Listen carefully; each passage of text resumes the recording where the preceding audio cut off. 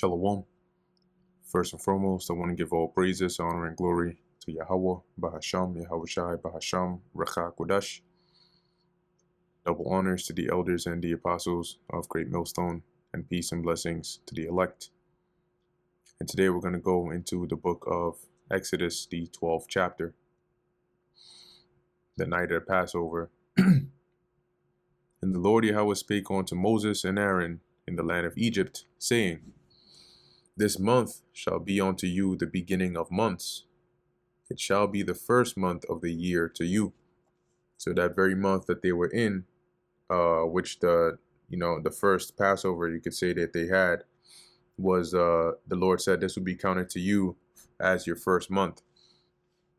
Speak ye unto all the congregation of Israel, saying, In the 10th day of this month they shall take to them every man a lamb, according to the house of their fathers, a lamb for an house.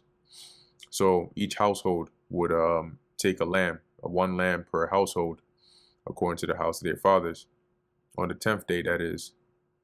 And if the household be too little for the lamb, let him and his neighbor next unto his house take it according to the number of the souls.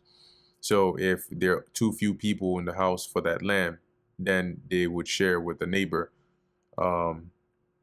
or keep it together with a neighbor, that where it made sense for the numbers to add up to where, let's say two small households would form, one regular sized household, and they would keep it together as one. Okay, so it makes sense. It says, every man according to his eating shall make your count for the lamb. And in the NLT, it says, if a family is too small to eat a whole animal, let them share with another family in the neighborhood. Divide the animal according to the size of each family and how much they can eat.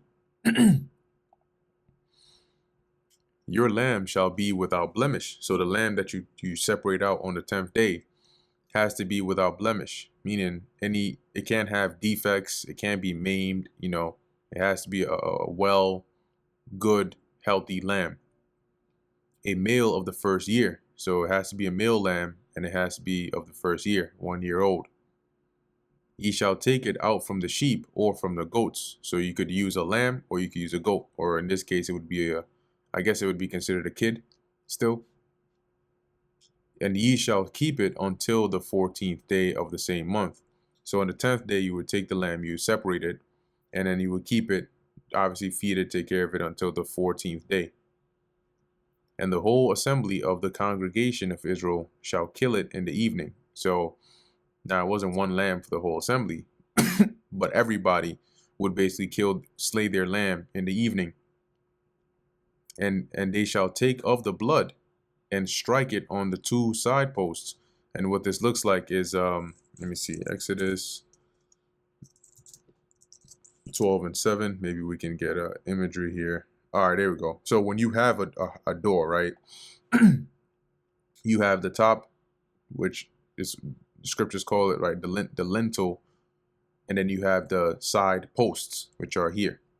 Okay, and so that's what it means. You're going to take of the blood of that animal, the lamb or the goat, and you're going to strike it upon the two side posts. In this case, like, just put the blood there, right? Smear it, brush it, whatever, but put it on the two side posts and on the upper doorpost of the house wherein they shall eat it. So the house in which you're going to eat the Passover, this was how the Lord commanded it to be done.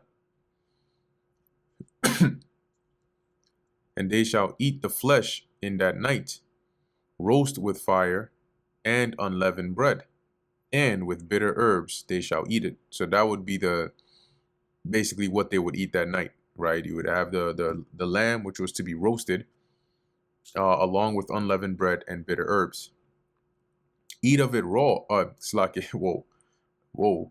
Eat not of it raw, nor sodden at all with water, but roast with fire.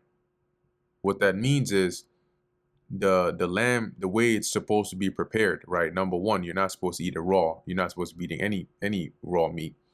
But When it says not sodden at all with water, it doesn't mean that, water cannot touch it, right? Because how are you going to clean it and prepare it?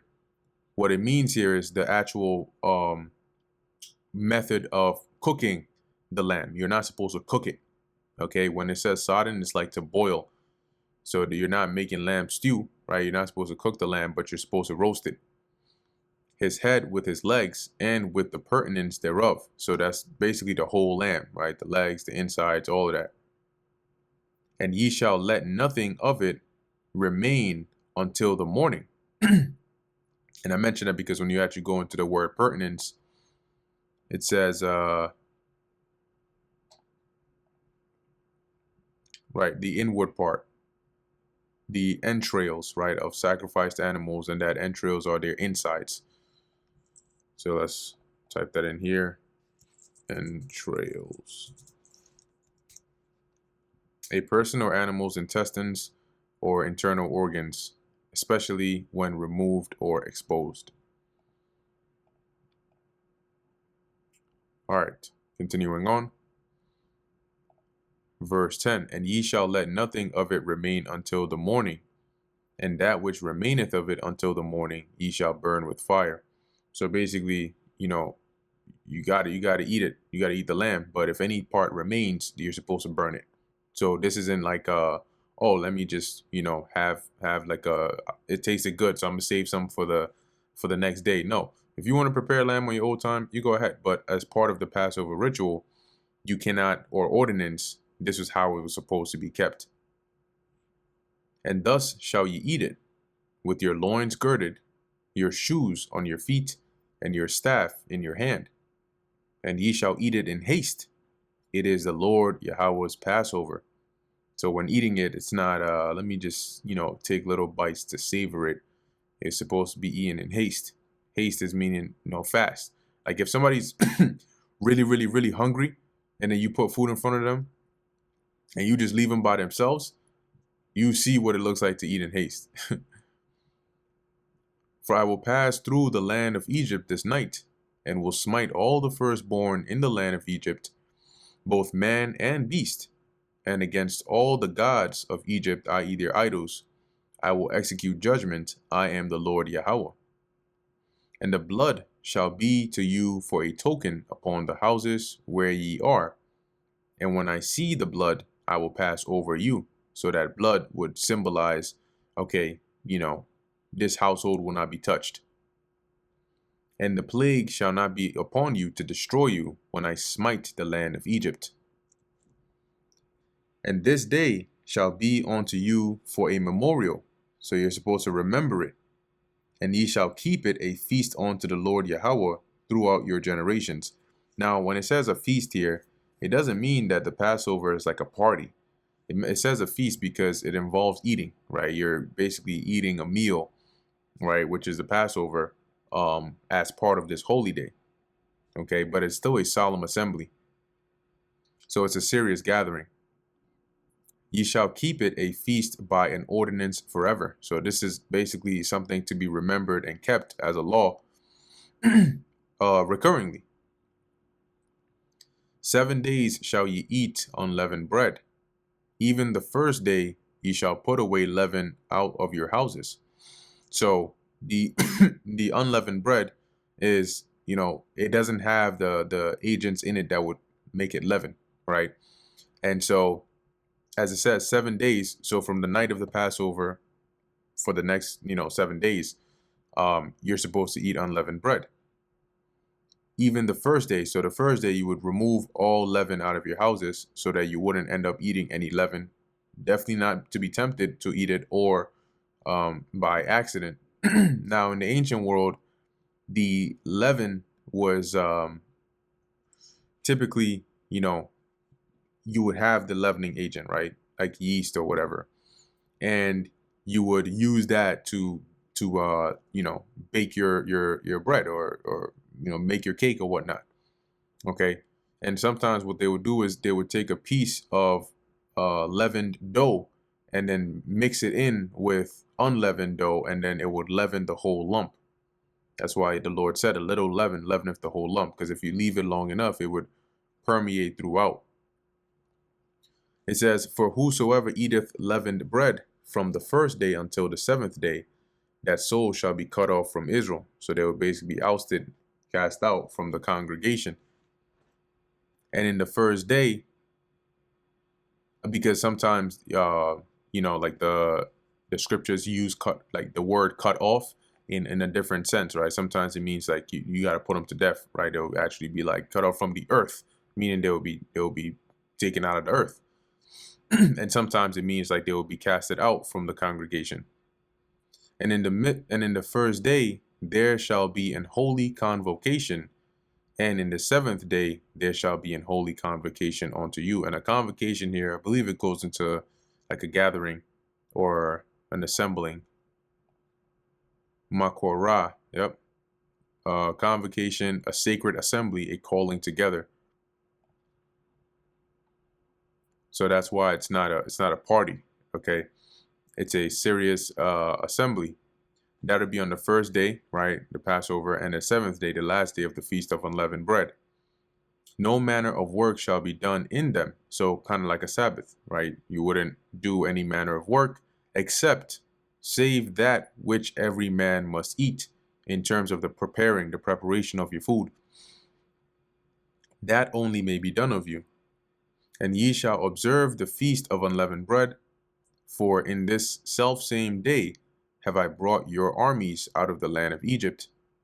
Obviously, because it was that same day that we were, as it says, delivered out of Egypt. Therefore shall ye observe this day in your generations by an ordinance forever, which is why we keep the Passover even till today. At least now it's more to the best of our ability.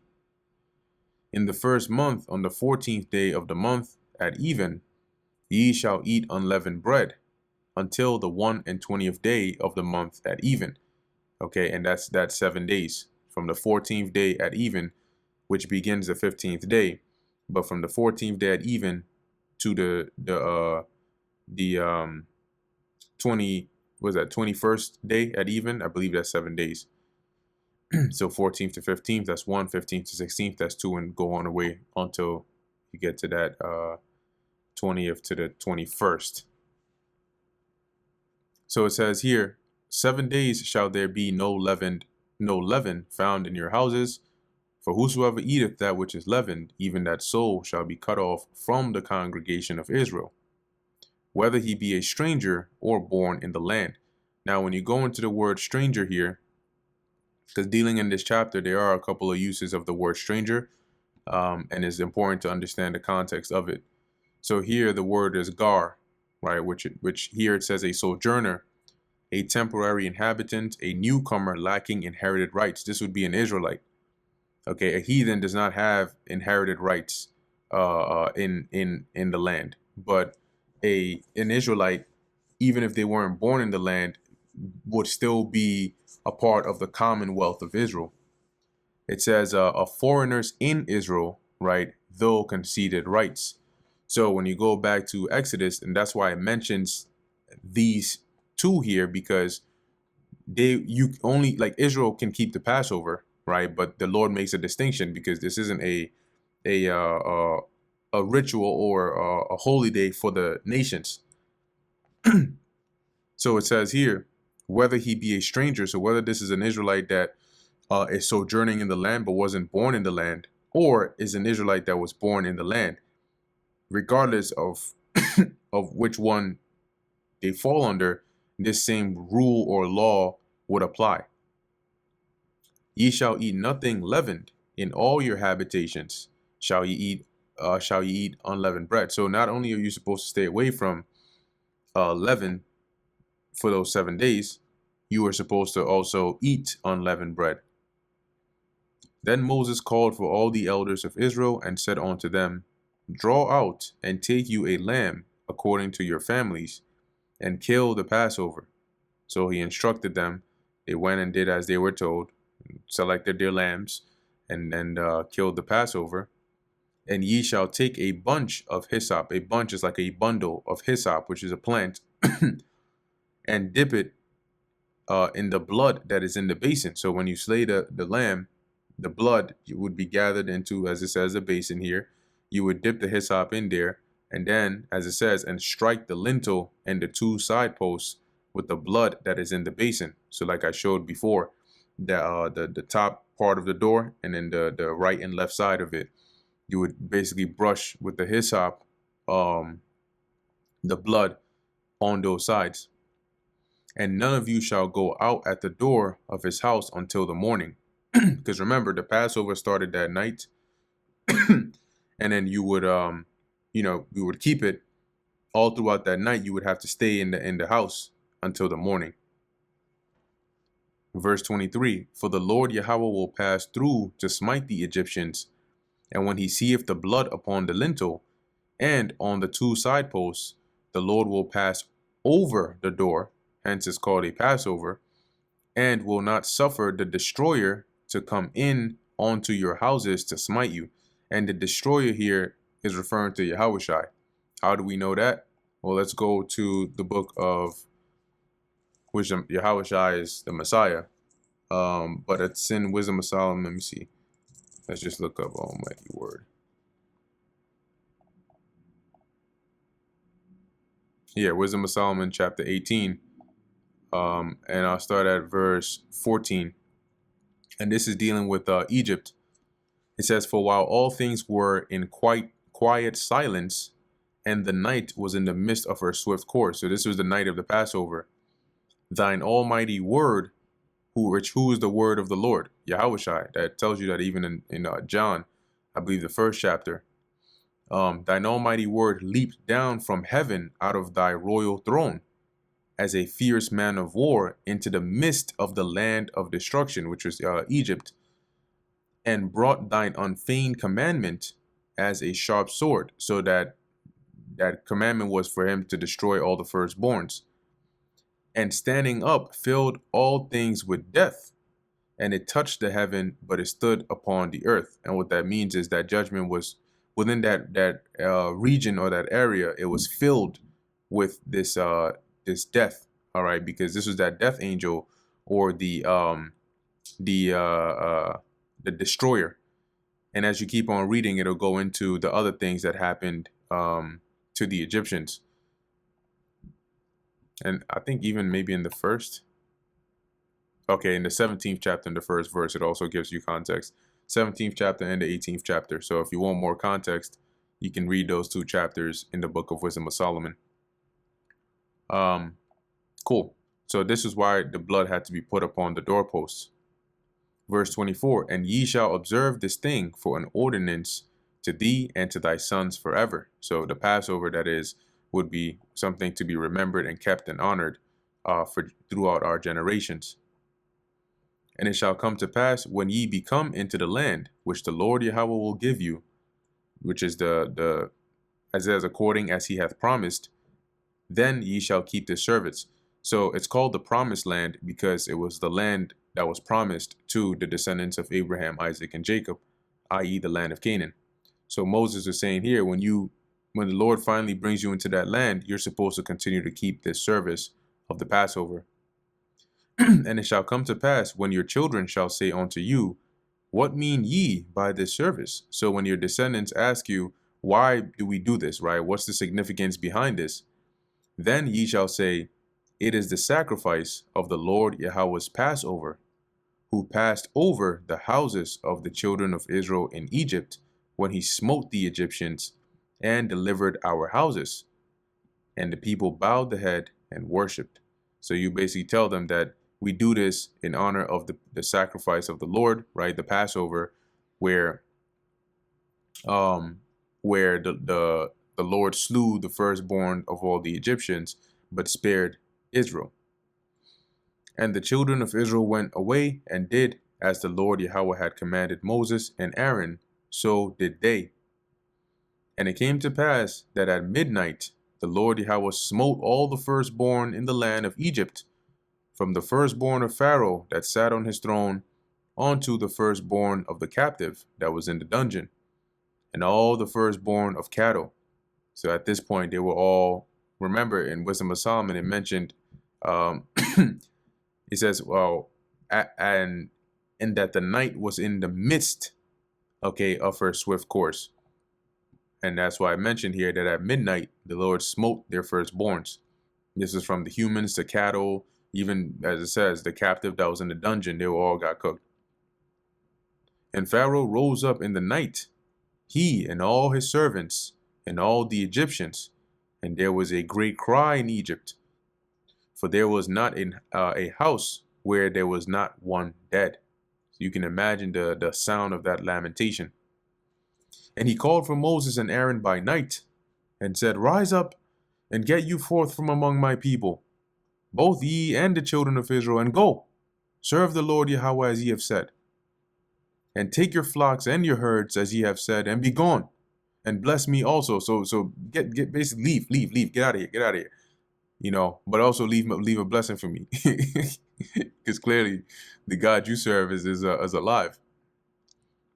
And the Egyptians were urgent upon the people that they might send them out of the land in haste, for they said, We be all dead men. Which is, if these people continue to dwell among us, we're done. You know, we can't survive. The land of Egypt can't survive with these people still here. Clearly, their God is angry that we're holding them hostage. We got to let them go. And the people took their dough before it was leavened, their kneading troughs, and being bound up in their clothes upon their shoulders. And the children of Israel did according to the word of Moses, and they borrowed of the Egyptians jewels of silver and jewels of gold and raiment. And the Lord gave the people favor in the sight of the Egyptians, so that they lent unto them such things as they required, and they spoiled the Egyptians. Now, it doesn't say at what time, because they were pretty much where it didn't waste any time in kicking them out. But chances are this might have been the next day, right, the next morning, because they were instructed not to leave the house until the morning. Now you might say, well, how come it says that Pharaoh called Moses and Aaron? I think it said that, right? By night. But this was after the death angel had already come and slain the firstborns, which is why he called them in the first place. So it says here, verse 36, and the Lord gave the people favor in the sight of the Egyptians, so that they lent unto them such things as they required, and they spoiled the Egyptians. Now, favor as in like he made it so whatever it is that Israel asked, the Egyptians would give them. But it was more in the sense of what just take whatever you need and just go, right? It's kind of like when somebody comes to like rob a bank or a store, and they have a gun and they're threatening you or whatnot. You're just like, you know what, it's fine. Just whatever you need, just take it and leave, because if that's what it takes to get you out of here, then no problem, go ahead. But it's not like you're telling the robber like, oh, wow, I want you to take good care of yourself. In fact, here's another stack of cash. You can take this with you and make sure you buy some water on the way, right? You're not doing it because you like them. You're doing it because you want them out of there. So in a similar sense, Israel was able to spoil the Egyptians because they wanted them out of there. And the children of Israel journeyed from Ramses to Succoth, about 600,000 on foot, that were men beside children. So not counting the children, you had about 600,000 men. And a mixed multitude went up also with them, and flocks and herds, even very much cattle. So you had here a mixture, some Egyptians obviously likely in this mix that came up with the Israelites out of Egypt. Because remember that it was mentioned in the previous chapter how when the Lord brought the hail, it said those of Pharaoh's servants that believed, right, what was said and feared what the word of the Lord, they kept their servants and their cattle indoor. But those like Pharaoh who didn't regard it had their cattle and their servants and whatnot slain with the hail. So with all this going on and the fame of Moses sent all throughout the land, it makes sense why there was some additional that multitude that went up with them. And they might have even feared that shit. If we stay here, we don't know if some more misfortune is going to befall this place. So looking at how Israel was preserved throughout all these plagues, I think I might stick with them. And they baked unleavened cakes of the dough which they brought forth out of Egypt, for it was not leavened, because they were thrust out of Egypt and could not tarry. Neither had they prepared for themselves any victual. See, so the process of leavening it, taking a piece, right, of leavened dough and then mixing it with the other, it takes time. And they didn't have time, right, to be able to do all of that. And the process of, having it be fully leavened. So their cake and whatnot had to be unleavened. Now the sojourning of the children of Israel who dwelt in Egypt was 430 years. That's how long they sojourned in Egypt. And it came to pass at the end of the 430 years, even the self same day, it came to pass that all the hosts of the Lord Yahweh went out from the land of Egypt. And that's referring to the Israelites. And here the Lord references them as armies. Verse 42, it is a night to be much observed unto the Lord Yahweh for bringing them out from the land of Egypt. This is that night of the Lord Yahweh to be observed of all the children of Israel in their generations. And the Lord said unto Moses and Aaron, this is the ordinance of the Passover. So this is the instruction concerning the Passover and how it should be kept. There shall no stranger eat thereof. Now, when you go into this word stranger here, you'll notice this is a different word, right? In the Hebrew, this is nakar, which is dealing with a non-Israelite, okay, a foreigner, an alien, not one of an Israelite, okay, heathendom. So when it says here, there shall no stranger eat thereof, meaning, we're not going to keep the Passover with heathens, right? It's not for them. This is a right or an ordinance for Israel. Even in the history of it and what it signified, at least in the time of Exodus, you can see that was pertinent to Israel. However, it says, but every man's servant that is bought for money, when thou hast circumcised him, then shall he eat thereof. So say if you have a servant, because, you could have a servant that's not an Israelite. You could have a servant that is an Israelite, but they would be considered of your household, right? So if you had a servant that was in your household, similar to how the instructions of the Passover being that you would slay the lamb, right, or the goat, and have it in the eating be enough for in that house, they would consume that, right? So the servant wouldn't be looked at as, like, say, their own individual person, but rather that of another's household. So it says here, a foreigner and an hired servant shall not eat thereof. See, and this foreigner, let's go into this word here. Thawashab,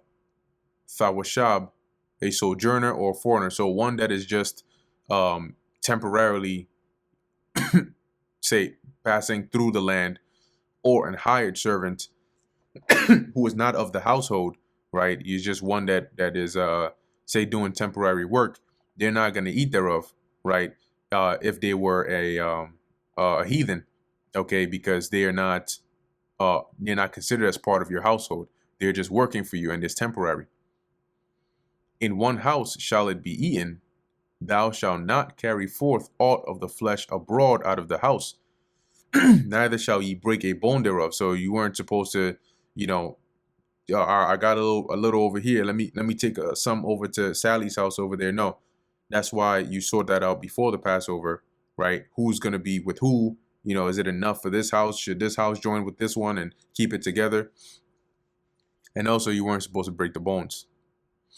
And these all were, signifying Yahushai, right? As there's a lot of symbolism in the keeping of the Passover, and that lamb, that sacrificial lamb, and Yahushai, the Messiah, as his whole sacrifice was basically modeled after the Passover, being that he became that sacrificial lamb. And all the congregation of Israel shall keep it. When a stranger shall sojourn with thee, and will keep the Passover. So see, now you say, well, just above the Lord said no stranger is going to eat thereof. But then he's saying here, but if a stranger is staying with you and they want to keep the Passover, then they can, but all the males got to be circumcised, right? And then let him come near and keep it. And this is why it's important to look into the meaning of the words, because here the word is gar, once again, which is dealing with an Israelite. Okay, an Israelite, more than likely not one that is foreign to the land, i.e. they weren't born in the land. Okay, but if they're dwelling in the land or dwelling with you and they're going to keep the Passover, so they're there at the time of the Passover and they have to keep it, they have to be circumcised, and then they can come near, as it says, and keep it. And he shall be as one that is born in the land, for no uncircumcised person shall eat thereof. And that's why a couple verses above it mentioned basically how this rule would apply to both the stranger or the one that was born in the land. Yeah, I'm not gonna keep looking up for it there. Let's just keep on going. But we read it earlier. Verse 49, one law shall be to him that is homeborn, so an Israelite that is born in the land, and unto the stranger that sojourneth among you. So an Israelite that is not born in the land, that is a foreigner, that but comes into the land and is dwelling there with you, right? It would be one law, so they would keep the same Passover, right? They would follow the same instructions and everything. So that's the distinction between there, right? A stranger that shall not eat of it are the heathens, but a stranger that is or can eat of it once they are circumcised are the Israelites. Thus did all the children of Israel as the Lord Yahweh commanded Moses and Aaron, so did they. And it came to pass the self same day that the Lord Yahweh did bring the children of Israel out of the land of Egypt by their armies. Okay, which is once again how he likened the children of Israel onto armies, being that he is the Lord of hosts. And that brings us to the end of the book of Exodus, the 12th chapter. Lord willing, that was edifying to the elect. In closing, I want to give all praises, honor, and glory to Yahweh, Bahasham, Yahweh Shai, Bahasham, Racha Kudash. And until next time, Shalom.